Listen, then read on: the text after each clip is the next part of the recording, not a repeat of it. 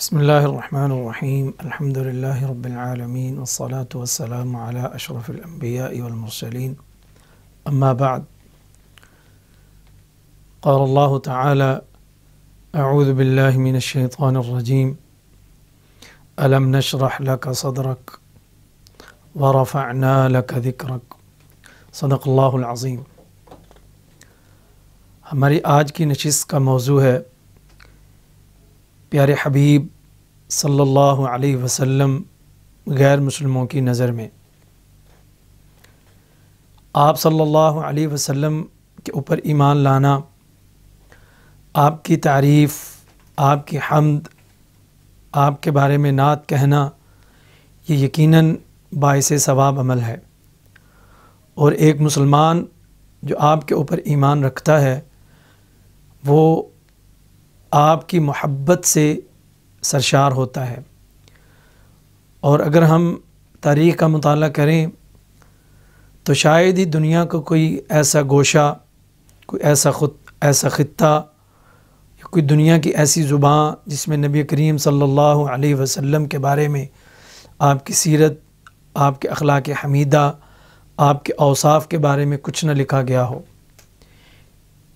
ایک مسلمان نبی کریم صلی اللہ علیہ وسلم کے ساتھ محبت کا اظہار کرتا ہے، اور اس کے لیے قرآن کریم کی آیات اور آپ کی احادیث اس سے بڑھ کر کوئی چیز نہیں ہے۔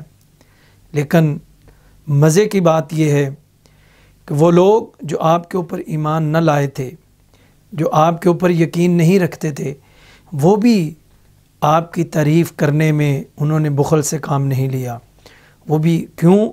آپ صلی اللہ علیہ وسلم کو اللہ نے ایسی صفات عطا کر رکھی تھیں، ایسا اخلاق عطا کر رکھا تھا کہ وہ دنیا جو دشمن تھی آپ کی، انہوں نے بھی آپ کی تعریف کی۔ اگر ہم غیر مسلموں کا جو انہوں نے آپ کے بارے میں کلمات کہے ہیں، اگر ہم ان کا جائزہ لیں تو آپ کو ہندوستان، بر صغیر، جرمن، یورپ، دنیا کا کوئی ایسا ملک اور اس علاقے کا کوئی بڑے سے بڑا فلاسفر، ادیب، شاعر اور بڑا اسکالر، اس نے بھی نبی کریم صلی اللہ علیہ وسلم کی مدح کی ہے۔ ہم دیکھتے ہیں کہ نبی کریم صلی اللہ علیہ وسلم کی مدح کرنے والے لوگ، ان میں سے ایک شخص ہے سادوی الوسانی۔ وہ نبی کریم صلی اللہ علیہ وسلم کے بارے میں کہتا ہے کہ آپ دنیا کی ایک عظیم الشان شخصیت ہیں۔ وہ ایک ایسی قوت تھی جو انسانیت کی بہتری کے لیے صرف ہوئی۔ آپ کی نہ آپ بادشاہ تھے، نہ آپ روحانی اس طرح کے رہبر تھے، لیکن آپ کا اپنا عمل یہ تھا کہ اپنی قمیض کو خود پیوند لگایا کرتے تھے۔ اور جب اللہ رب العزت نے آپ کو یہ کہا کہ اے کملی والے اٹھ اور تبلیغ کر، لوگوں نے انہیں اتنی تکلیفیں دیں، اتنی آزادی، آپ کی اتنی ایذائیں دیں کہ آپ کی زندگی جو ہے وہ خطرے میں پڑ گئی، لیکن انہوں نے اپنے فرائض کی ادائیگی میں کبھی کوتاہی نہ کی۔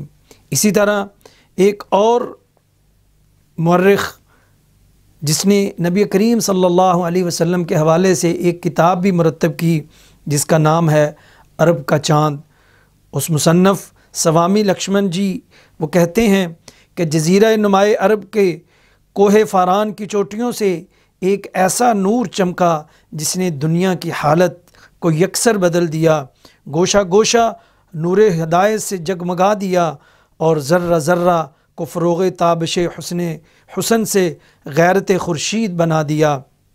آج سے 14 صدیاں بیشتر مکہ مکرمہ کی گلیوں سے ایک انقلاب آفریں صدا اٹھی جس نے ظلم و ستم کی فضاؤں میں تہلکہ مچا دیا۔ یہیں سے ہدایت کا وہ چشمہ پھوٹا جس نے اقلیم قلوب کی مرجھائی ہوئی کھیتیاں سرسبز و شاداب کر دیں۔ اسی ریگستانی چمنستان میں صداقت و حقانیت کا وہ ماہتاب درخشاں طلوع ہوا جس نے جہالت و باطل کی تاریکیوں کو دور کر کے ذرے ذرے کو اپنی ایمان پاش روشنی سے جگمگا کر رشک طور بنا دیا۔ گویا ایک دفعہ پھر خزاں کی جگہ سعادت کی بہار آ گئی۔ یہ کتاب نبی کریم صلی اللہ علیہ وسلم کی سیرت کے اوپر اس نے لکھی ہے، اور جگہ بجگہ جا بجا اس نے نبی کریم صلی اللہ علیہ وسلم کو بہترین الفاظ میں خراج تحسین پیش کیا ہے۔ اسی طرح ایک اور غیر مسلم اسکالر جس کا نام ہے سردار دیوان سنگھ، اس نے مختلف رسائل اور مختلف یومیہ اخبارات بھی نکالے۔ وہ کہتا ہے کہ نبی کریم صلی اللہ علیہ وسلم کی ایک حدیث جب مجھے وہ سنائی گئی، وہ حدیث یہ تھی کہ سلطان جابر کے سامنے کلمہ حق کہنا سب سے بڑا جہاد ہے۔ کہتا ہے جب میں نے یہ حدیث سنی تو میں نے غور کیا کہ اس شخصیت کی بلندی کا کیا اندازہ کیا جا سکتا ہے جس نے حاکم وقت کے سامنے حق و صداقت کی آواز کو دنیا میں سب سے بڑا جہاد قرار دے دیا ہو۔ ان ہونٹوں کی قدر و قیمت کا کوئی اندازہ نہیں کیا جا سکتا جن ہونٹوں نے اس حدیث کے الفاظ نکالے۔ اسی طرح ایک اور غیر مسلم اسکالر مسز اینی بینسٹ وہ کہتی ہیں کہ جو شخص بھی حضرت محمد الرسول اللہ صلی اللہ علیہ وسلم جو عرب کے جلیل القدر پیغمبر کی حیات مقدسہ اور آپ کے عظیم کردار اور عمل کا مطالعہ کرتا ہے اور یہ جانتا ہے کہ پیغمبر اسلام نے کس طرح اپنی پاکیزہ زندگی بسر کی، اس کے لیے اس کے بغیر چارہ ہی نہیں کہ وہ اس عظیم اور جلیل پیغمبر کی عظمت اور جلالت کو محسوس نہ کرے۔ اس میں کوئی شک نہیں کہ حضرت محمد الرسول اللہ صلی اللہ علیہ وسلم اللہ کے رسولوں میں بڑی عزت والے رسول تھے۔ میں جو کچھ آپ کے سامنے پیش کر رہی ہوں، آپ میں سے اکثر اصحاب شاید اس سے واقف بھی ہوں، لیکن میری تو یہ حالت ہے کہ میں جب بھی آپ کی سیرت پاک کا مطالعہ کرتی ہوں تو میرے دل میں عرب کے اس عظیم اور لسانی نبی کی عظمت مزید بڑھ جاتی ہے۔ سیرت و تعلیمات محمد صلی اللہ علیہ وسلم یہ اس کی کتاب ہے جس میں اس نے ان الفاظ سے آپ کو خراج تحسین پیش کیا۔ اسی طرح ایک اور غیر مسلم اسکالر جس کو نپولین بوناپارٹ کے نام سے دنیا جانتی ہے، وہ کہتا ہے کہ حضرت محمد الرسول اللہ صلی اللہ علیہ وسلم امن اور سلامتی کے ایک عظیم شہزادے تھے۔ آپ نے اپنی عظیم شخصیت سے اپنے فدائیوں کو اپنے ارد گرد جمع کیا۔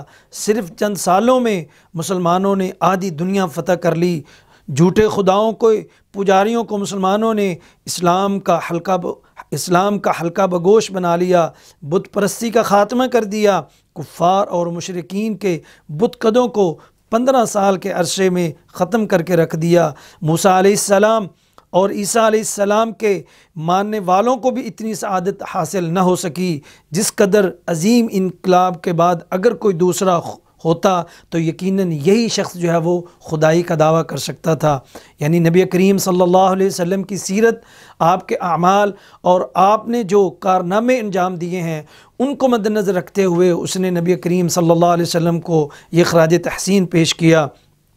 اسی طرح ایک اور اسکاٹ لینڈ سے اس کا تعلق ہے، وہ بھی اپنے وقت کا ایک عظیم مورخ تھا۔ وہ کہتا ہے میں اس بات کو دیکھ کر حیران ہوں کہ حضرت محمد صلی اللہ علیہ وسلم کی ساری سیرت اور زندگی میں یکسانی کا رنگ پایا جاتا ہے۔ ایسا کسی مرحلہ پر نظر نہیں آتا کہ پیغمبر اسلام نے حالات و واقعات کے بدل جانے سے اپنے خصوصی کردار کو تبدیل کر دیا ہو۔ صحرا کے ایک گلہ بان اور چرواہے کی حیثیت سے، غار حرا کی تنہائیوں میں ایک مصلح اور معلم اخلاق کی حیثیت سے، مدینے کی ہجرت ہو یا مکہ کا فاتح اعظم، ایران، یونان اور روم کے بادشاہوں اور فرمان روا کی صورت میں جس حیثیت سے بھی آپ حضرت محمد صلی اللہ علیہ وسلم کی سیرت کا مطالعہ کریں گے، آپ کو کسی قسم کا اختلاف قلب و نظر دکھائی نہیں دے گا۔ آپ نے جس صداقت کے ساتھ پیغام کو شروع کیا اس سے زندگی کے کسی مرحلے پر 1 انچ بھی پیچھے ہٹنے کی آپ کو اس کی زندگی میں کوئی مثال نظر نہیں آئے گی۔ ہر شخص جس کے ظاہری حالات بدل جائیں اس کے خیالات میں یقیناً کچھ تبدیلیاں واقع ہو جاتی ہیں، لیکن پیغمبر اسلام وہ واحد شخص ہیں کہ جن کی زندگی میں مجھے یکسانی اور خیالات کی وحدت نظر آتی ہے۔ کسی بڑے سے بڑے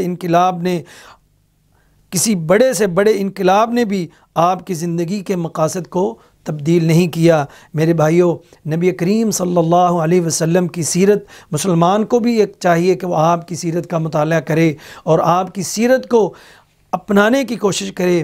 اسی طرح ایک اور بہت بڑا مفکر H.G. ویلز، وہ آپ کے بارے میں کہتا ہے، اگر انسان میں خوبیاں نہ ہوں تو وہ کس طرح اپنے دوستوں کے دل میں گھر کر سکتا ہے؟ پیغمبر اسلام کی صداقت کا یہی سب سے بڑا ثبوت ہے کہ جو آپ کو آج سب سے زیادہ جانتے ہیں وہی آپ پر سب سے پہلے ایمان لائے۔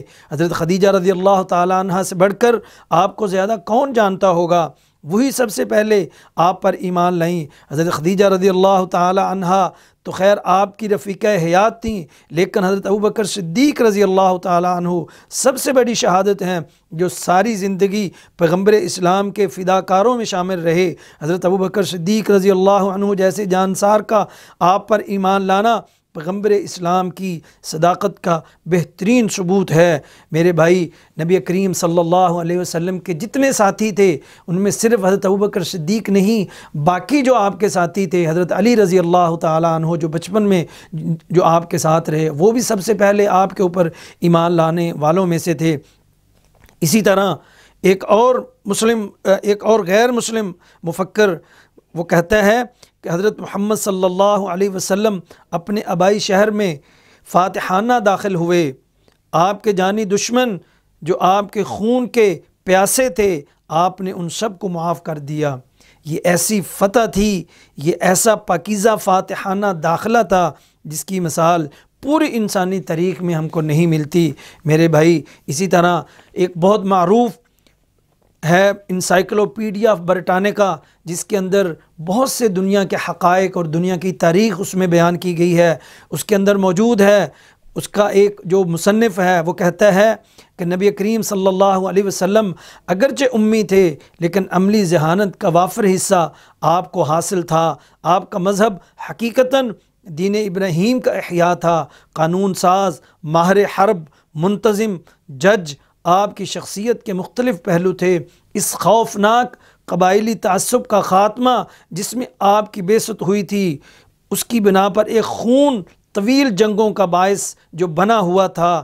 عورتوں کو ان کے حقوق، خاص کر وراثت میں ان کو حصہ نہیں دیا جاتا تھا، اور نبی کریم صلی اللہ علیہ وسلم نے آ کر ان ساری تبدیلیوں کو اور ان سب کے اندر اصلاحات کیں۔ محمد صلی اللہ علیہ وسلم مذہبی شخصیتوں میں یقیناً کامیاب ترین انسان ہیں۔ اسی طرح ایک اور بڑا مورخ سر ولیم میور، جس نے نبی کریم صلی اللہ علیہ وسلم کی لائف کے اوپر ایک کتاب لکھی، اس نے لائف آف محمد صلی اللہ علیہ وسلم، جس کا جواب سر سید احمد خان نے بھی دیا۔ وہ اپنی کتاب میں لکھتا ہے، آپ کی تعلیم نے حیرت انگیز تبدیلی پیدا کر دی۔ اوائل مسیحیت سے لے کر تادم لوگوں میں ایسی روحانی بیداری کسی وقت میں پیدا نہیں ہوئی تھی، نہ لوگوں کے اندر ایسا ایمانی جوش پیدا ہوا کہ وہ اپنے ضمیر کی خاطر ہر قسم کی جانی و مالی قربانی کر سکیں۔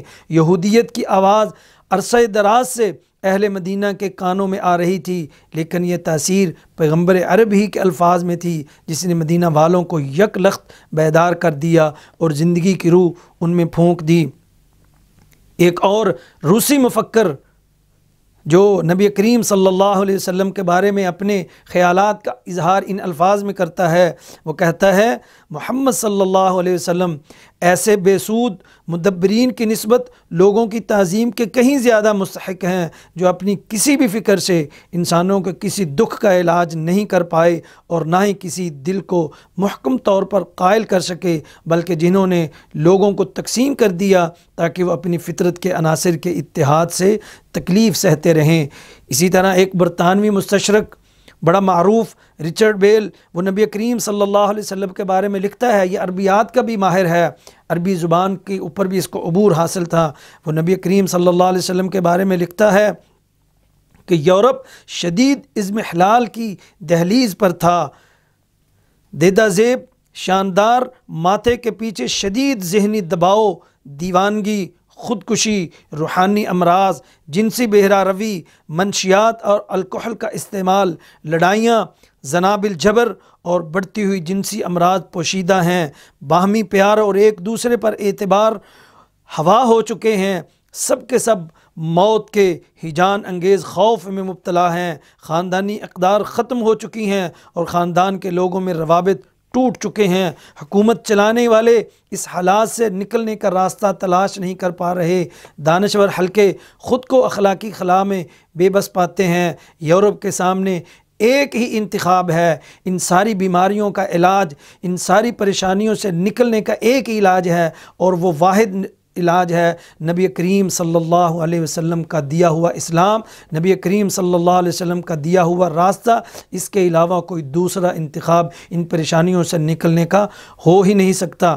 بر صغیر کی معروف شخصیت مہاتما گاندھی، جنہوں نے آزادی ہند میں بڑا کردار ادا کیا، وہ کہتے ہیں میں ان میں سے بہترین کے بارے میں جاننا چاہتا تھا جس کی آج لاکھوں کروڑوں دلوں تک رسائی ہے۔ میں اس ضمن میں یقین سے بھی آگے گزر چکا ہوں کہ اسلام ان دنوں تلوار کے زور پر نہیں پھیلا، بلکہ اس کی پاکیزگی اور قربانی دینے کا اعلیٰ ترین جذبہ اس کے پھیلنے کا موجب بنا ہے۔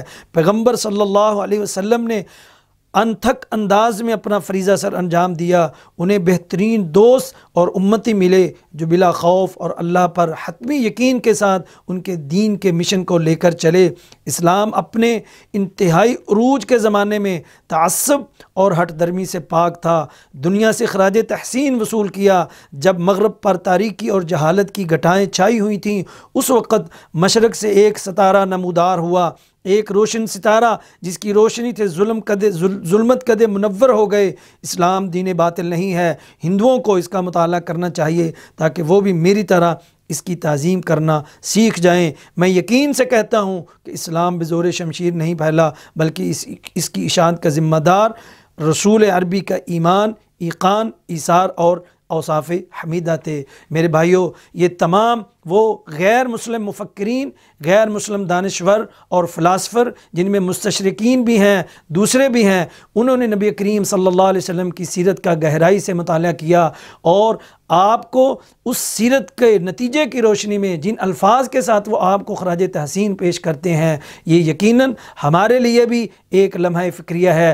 ایک مسلمان کو نبی کریم صلی اللہ علیہ وسلم کی سیرت کا خوب مطالعہ کرنا چاہیے، اور آپ کے اوصاف حمیدہ کو، آپ کے اخلاق حسنہ کو، آپ کے ایثار کو، آپ کے یقین کو، آپ کے توکل کو، آپ کے جذبہ کو، آپ کی محبت کو، وہ ساری خوبیاں جو اللہ رب العزت نے آپ کو دے رکھی تھیں، وہ ایک مسلمان کو اپنے اندر پیدا کرنے کی کوشش کرنی چاہیے۔ نبی کریم صلی اللہ علیہ وسلم کے ساتھ محبت کا تقاضا، آپ کے ساتھ عشق کا تقاضا، آپ کی اتباع، آپ کی اطاعت کا تقاضا یہ ہے کہ نبی کریم صلی اللہ علیہ وسلم کی سیرت کو پوری اپنی زندگی کے اندر لمحہ بلمحہ نافذ کیا جائے، اور جو اپنے رشتہ دار ہیں، اپنے احباب ہیں، ان کو بھی نبی کریم صلی اللہ علیہ وسلم کی سیرت سے متعارف کروایا جائے۔ اللہ رب العزت ہمیں آپ کے ساتھ سچی محبت اور آپ کے ساتھ قیامت کے دن آپ کی معیت اللہ ہمیں عطا فرمائے۔ سبحان ربک رب العزت عما یصفون